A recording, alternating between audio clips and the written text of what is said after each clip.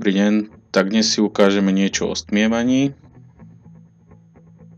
Tak, otvoríme si správcu zariadení, nájdeme si stmievač označením DA322M. Máme tu svetlo AUT1, AUT2, čiže AUT1 si môžeme pomenovať, že to bude svetlo spálňa 1. Takže ako sme sa bavili v predchádzajúcich častiach, CTRL, CTRL, tak AUT2 bude svetlo spálňa 2, CTRL-V, použiť pre export. No, v prípade, že by ste sa stretli so zdrojom alebo s ledkovým osvetlením, ktorý sa vám nebude správať úplne korektne, to znamená, že začnete stmievanie a trebárs medzi 0 a medzi 30% nebudete vidieť rozdiel a potom naopak od 70% po 100% takisto nebude vidieť rozdiel, tak sa dá rovno upraviť na tom stmievači hrana nábehu, čiže môžeme povedať, že budeme stmievať od 30% a tu budeme končiť na 80%. To znamená, že tá ledka sa potom bude zdať, ako keby stmievala od 0 do 100, ale nebudú tam hluché miesta, v ktorom síce stmievač funguje, že intenzitu bude vytvárať, ale my fyzicky to na tej ledke vidieť nebudeme. Takže máme popísané, teraz môžeme ísť do kontroliek, vyjmeme si. Vidíte, že pre spínané svetla sme dávali z ikon spínaných a teraz pre stmievané dáme dim. Čiže jedno, môžeme CTRL-C, CTRL-V. Tak, druhé, dvojklik, pridáme si AUT1, OK, pridáme AUT2, OK.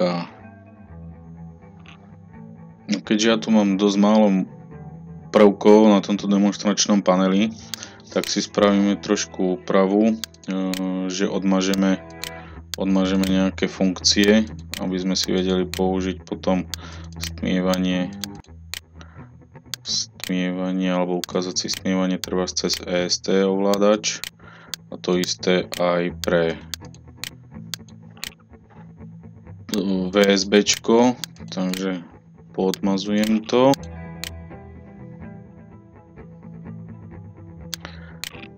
Takže nejde nám to za AUT1, musíme si vytvoriť nové makro, lebo kontrolka je pre spínacie funkcie, takže dáme si správca funkcií, vytvoríme si kontrolku, ale v analógu. Už ma ja blbnem, takže správca makier, tak pridáme makro, vyberieme si stmievanie kontrolka, pokiaľ budeme mať tých stmievačov viacej, dáme, že je to analogový výstup a pridáme funkciu analogový výstup prepnúť na on, tak bude on, OK, a analog výstup prepnúť na off, tak bude kontrolka off, OK, zatvoriť. Tak, teraz môžeme použiť stmievanie kontrolka, zaklikneme, vidíme, že už sa nám to konečne zobrazilo a povolilo, takže dáme to black light k jednotke a dvojku dáme sem. Tak a teraz tým pádom budeme vedieť, či máme svetlo zapnuté alebo vypnuté. Takže uložíme na centrálnu jednotku. Tak máme uložené na centrálnej jednotke. Teraz si môžeme zapnúť simuláciu. Ja to skúsim priamo na tlačítkach. Čiže zapínam.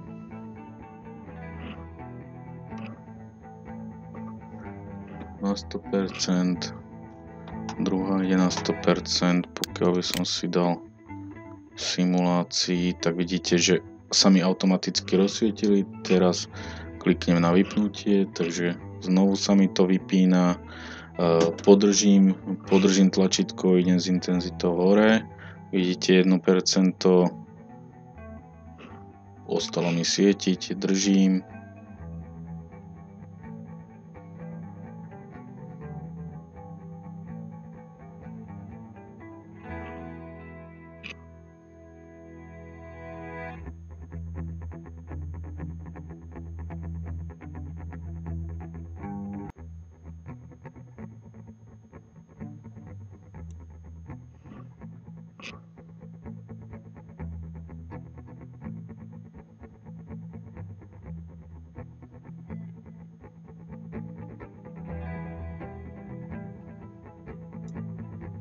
Tak, zostalo na 4. To vrchné si viem stiahnuť.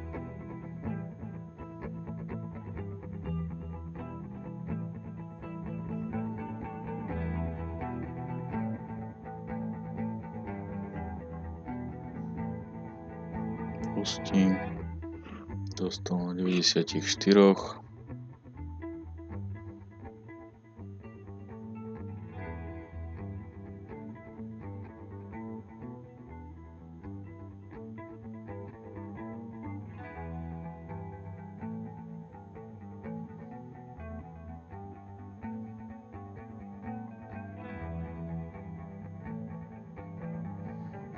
Tak, 85.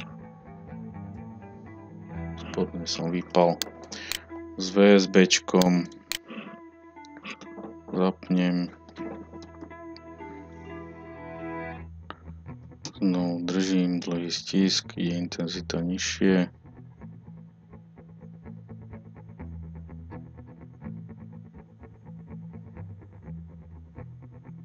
Len ten čas sa dá potom ubrať, zrýchliť, spomaliť, čiže dá sa s tým pohrať. Tak.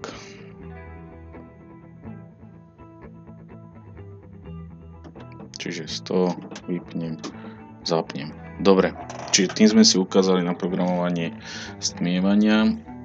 Tak ako sme si ukazovali pri spínacích aktoroch, že sa dajú vytvárať skupiny, tak to isté sa dá vytvoriť skupina aj pre stmievanie. Čiže idem do funkcií, dám si správu, správca skupín, vytvorím si zase centrál, ale centrál sa bude menovať analog. Tam pôjdu všetky stmievače, čiže mám analog, kliknem. Dobre, idem do skupín, vytiahnem si na plochu skupinu, takže už si mám z čoho vybrať, takže chcem analog, OK, mám analogovú skupinu, mám si niekde som nižšie, aby som mohol vidieť. Tak, mám pridané. No a teraz zase vytváram funkcie pre skupiny analogové, čiže idem do správcov funkcií, dám si pridať a dám si stmievanie on, ale ešte si dám, že skupina, takže dáme si skupina, vybereme si, že je to pre analogovú skupinu prepnutie na on, tak pridáme skupina analog off, vyberiem si skupinu analogovú, dám prepnutie na off, kliknem, tak. No a teraz si môžem vybrať z EST, vyberiem na central analog a povieme, že 1, 2, 3, 4, 5, 9 mi bude zapínať skupinu.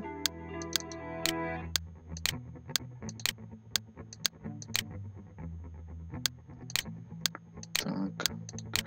A 12, ktorá je pod ním, mi bude vypínať skupinu. Pri skupine nie je dobre dávať prepínacú funkciu, tak ako sme sa bavili aj pri spínacích kontaktoch, pretože potom, keď dáme on a tie svetla budú v zapatom stave, tak v podstate, alebo prepínacia funkcia, keď bolo v zapatom stave, tak sa nám vypne a tie svetla, ktoré boli vo vypnutom stave, tak sa zapnú.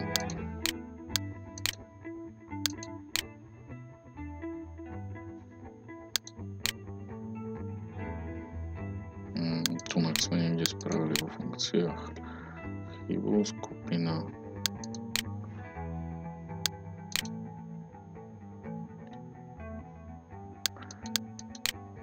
Tu je skupina, nie. Takže idem ešte raz.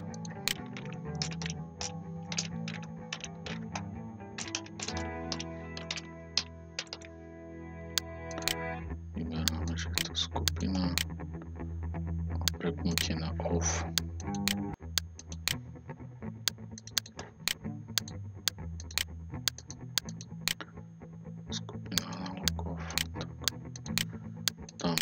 pozrieť a dáme uložiť. Tak, môžeme si otestovať, čiže ja zapnem obidve svetlá. A teraz v simulácii sme si dávali na desinku vypnutie centrálne, vidíte, že obidve svetlá zhasli, alebo naopak klikneme, obidve svetlá sa zapli. Tak, to máme ukázané skupiny. No a teraz ešte dáme do telefónu, do tabletu ikony, čiže doplnili sme, urobíme export IMM, zase uložíme si ho niekde do zložky, ktorú používame. Ja si dám teraz na pracovnú plochu. Tak, vytvorený export bol uložený. No a teraz sa prepneme do connection serveru. Tu nesmieme zabudnúť pustiť štart, lebo po exporte sa nám vždycky jednotka prepne do stopu. Tak, máme v systéme heslo IMM 123. V konfigurácii dáme Loatinals 3. Natiahol nám správne nový export, čiže máme v zelenom, dáme update. Dávajte si pozor, aby ten password ste nemali vyplnený, pokiaľ nepoužívate heslo v centrálnej jednotke. A teraz naprogramujeme rooms, takže môžeme si to dať príklad spálňa 1, dáme pridať, vytvoríme si spálňa, alebo aby sme nevytvárali zbytočné roomsy, dáme edit, rename, tak dáme len spálňa, save, a teraz do editu si dáme ikonu, lampy, dáme spálňa 1, aj tu hneď máme, čiže pridáme, tak dáme druhú lampu, dáme spálňa 2, vyberieme z datových bodov, vyberám svetlo spálňa 2, pridávam a ukladám save. Tak. No, prepnem sa do smartfónu, dám si menu, IP adresa serveru, tá je nadstavená od minula, dáme force download data, čiže OK,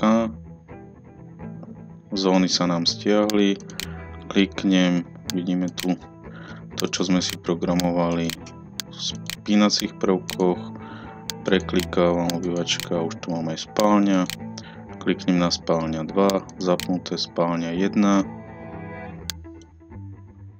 vyskúšame si stmievať, podržím tlačítko, dáme na polovicu intenzitu, podržím druhú, dáme si a vypneme. Tak, a to je všetko, čo sa týka stmievania. V prípade otázok kľudne ma kontaktujte. Ďakujem vám za pozornosť.